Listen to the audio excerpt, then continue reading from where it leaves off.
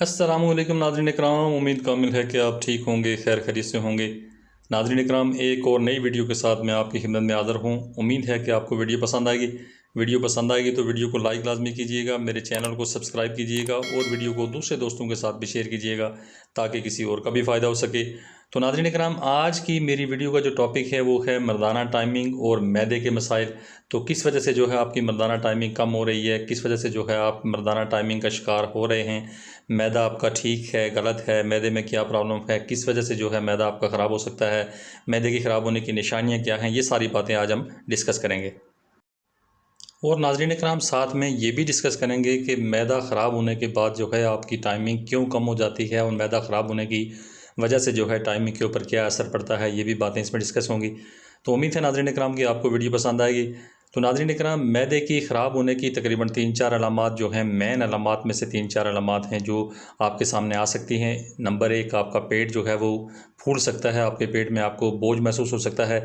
Number 2, आपको खट्टी डकारें आ सकती हैं। नंबर 3, आपको मुंह में खट्टा पानी आ सकता है। उसके अलावा पेट भरा हुआ आपको महसूस होगा। अब नाज़रीन इकराम, ज़्यादा खाने से जो है वैसे भी जो है बीमारियों का आना तो बहुत ही आसान बात हो जाती है उसके बाद। तो मैदे को क्योंकि बीमारियों की बिल्कुल जड़ कहा गया है, बीमारियों की माँ कहा गया है, तो ये कोई ढकी छुपी बात नहीं है, क्योंकि मैदे की बीमारियाँ जो हैं वो ख़ास करके जब मैदे पे बीमारी हो जाती है तो आपका पूरा जिस्म जो है वो सिस्टम आपका ख़राब हो जाता है। पूरे जिस्म में कोई भी किसी किस्म की चीज़ जो है सही तरीके से काम नहीं करती।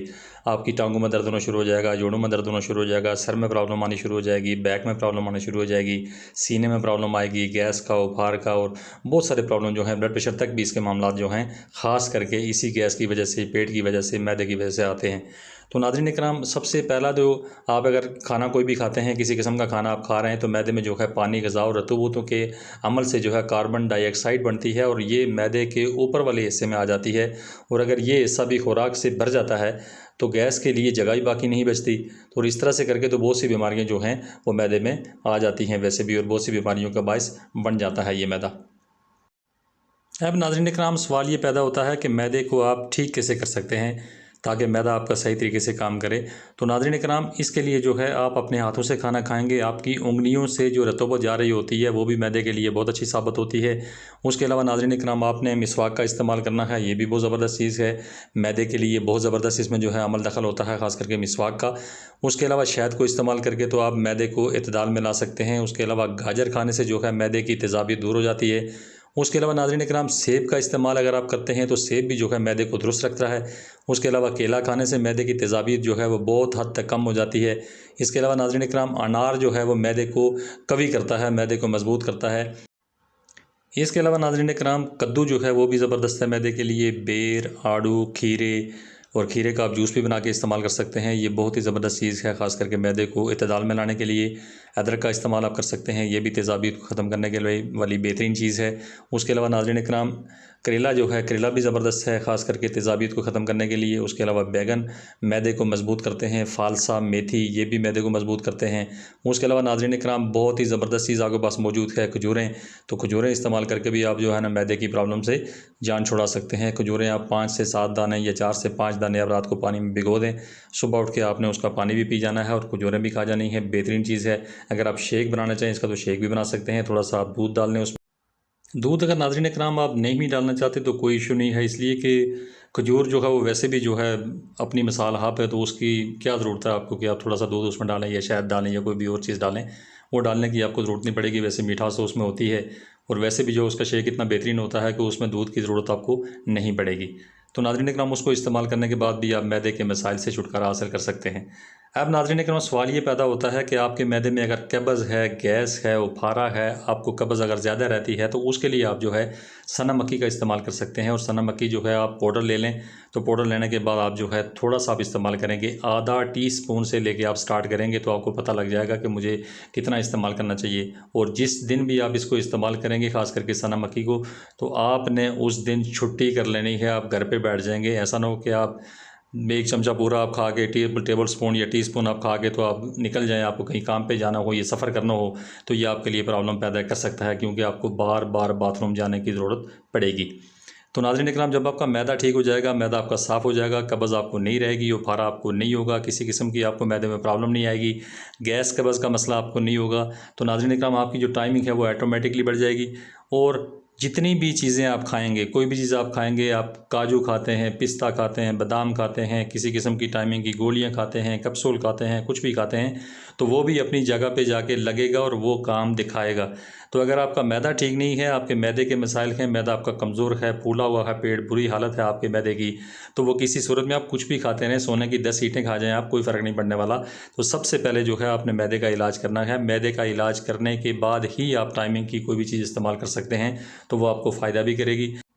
अब नाज़रीन कराम, जो व्यक्ति तौर पे बातें होती हैं कि व्यक्ति तौर पे किसी ने कोई स्प्रे ले लिया, कोई तेल ले लिया, कोई टैबलेट ले ली व्यक्ति तौर पे, तो व्यक्ति तौर पर जो इस्तेमाल होता है वो ज़ाहिर है व्यक्ति तौर का होता है, तो उससे नुकसानात बहुत ज़्यादा होते हैं। इसलिए कि जो चीज़ जो है आर्जी तौर पे होती है वो आर्जी होती है, जो मुस्तकिल चीज़ होती है मुस्तकिल होती है। तो इसलिए आर्जी चीज़ों से आपको गुरेज करना है, मैदे का अपने इलाज करना है। मैदे का जब आपका इलाज हो जाएगा, आपकी गैस कब्ज़ सब जो है आपका मामला ठीक हो जाएगा, पेट आपका जो है खाना जितना भी है सारा डाइजेस्ट कर पाएगा, तो उसके बाद जो है आपके मैदे में वैसे भी कोई मसला नहीं आएगा, पेट में कोई मसला नहीं आएगा, और उसके बाद आपकी टाइमिंग जो है ऑटोमेटिकली बढ़नी शुरू हो जाएगी। तो उसके बाद आप कोई भी चीज़ अगर दवाई को इस्तेमाल करते हैं, किसी भी किस्म का पाउडर इस्तेमाल करते हैं, टैबलेट इस्तेमाल करते हैं, कैप्सूल इस्तेमाल करते हैं, कोई भी चीज़ इस्तेमाल करते हैं, तो ज़ाहिर है उससे आपको फ़ायदा भी होगा। तो नाज़रीन कराम, कब्ज़ को ख़त्म करने के लिए, पेट के उभारे को, गैस को ख़त्म करने के लिए मुख्तलिफ़ चीज़ें और भी आती हैं, वो भी काफ़ी सारी वीडियो मेरी बनी हुई है, आप मेरी देख सकते हैं कब्ज़ के हवाले से। तो नाज़रीन कराम, ये जो है ख़ास करके सनम मक्की, तो ये आपके लिए बहुत ही ज़बरदस्त चीज़ है। आधे टीस्पून से आप स्टार्ट करें, तो आधे टीस्पून से स्टार्ट करने के बाद आधा टीस्पून आपने रात को पानी के साथ जो है ना, आपने आधा टीस्पून आपने लिया, आपने पाउडर मुँह में डाला, पीछे से आपने पानी पी लिया, बस इतनी सी कहानी आपने करनी है। सुबह आपको जो है मोशन लग जाएंगे हल्के फुल्के, तो मोशन के बाद जो है ना आपका पेट क्लियर होना शुरू हो जाएगा। तो यह आपने इतना भी ज़्यादा आपने नहीं लेना है, तो आपके लिए जो है सेहत के लिए भी प्रॉब्लम बढ़नी शुरू हो जाए, या तो आपको जो है बाथरूम से या आप ना उठ सकें, तो ये आपके लिए प्रॉब्लम और ज़्यादा बन जाए। तो इसलिए आपने एक लिमिट से लेना है, एक अंदाजे से आपने लेना है कि ये इतना सारा आधा टीस्पून अगर मैं ले रहा हूँ तो ये काफ़ी है, आधे टीस्पून से ज़्यादा अगर मैं ले रही हूँ तो ये काफ़ी नहीं है, ये मेरे लिए प्रॉब्लम कर सकता है। तो इस तरह से आपने अपने हिसाब से खुद ही हिसाब लगा लेना है उसका, तो कितना आप बर्दाश्त कर सकते हैं उसको, कितनी टीस्पून या टेबल स्पून या कितना आप बर्दाश्त कर सकते हैं।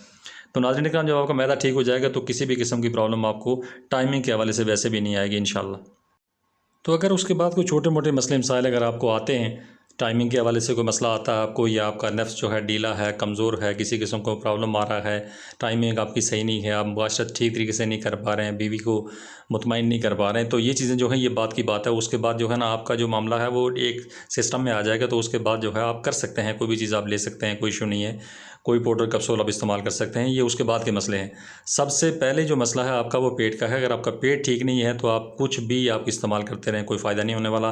तो नाज़रीन कराम, इसके ऊपर मैं 3-4 पार्ट और बनाऊंगा, ताकि इसमें जो है सारी बातें कवर करेंगे हम। तो इंशाल्लाह पूरी उम्मीद है कि आपको वीडियो पसंद आई होगी। वीडियो पसंद आई है तो वीडियो को लाइक लाजमी कीजिएगा, मेरे चैनल को सब्सक्राइब कीजिएगा, और वीडियो को दूसरे दोस्तों के साथ भी शेयर कीजिएगा, ताकि किसी और का भी फ़ायदा हो सके। तो मिलते हैं किसी और इसी तरह की अच्छी और इन्फॉर्मेटिव वीडियो में। Thanks for watching, be happy always, bye.